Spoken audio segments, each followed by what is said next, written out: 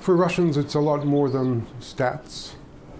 It's 27 million people died, about half of them Russians, and the rest from the other former Soviet republics, now countries.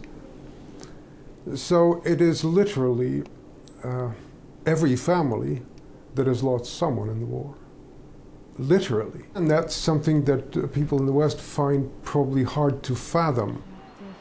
As the West prepares to commemorate the 70th anniversary of the D-Day landings, voices are being raised to stress the colossal role played by Russia in World War II.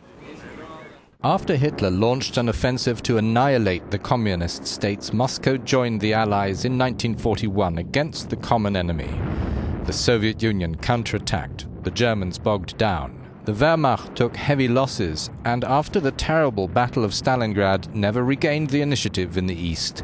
Berlin had to pour forces from the Western Front to shortstop its failing invasion.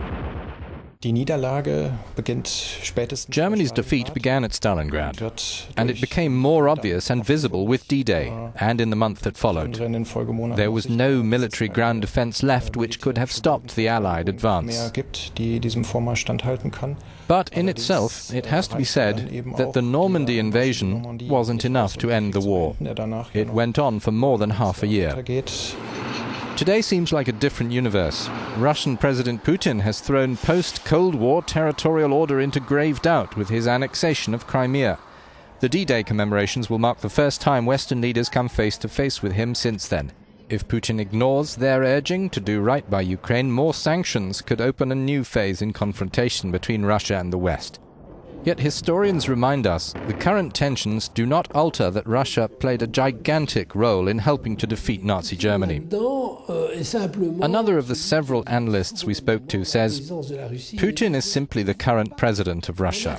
We cannot deny the contribution of the Russian people to victory in World War II just because Putin is an authoritarian, abusive president.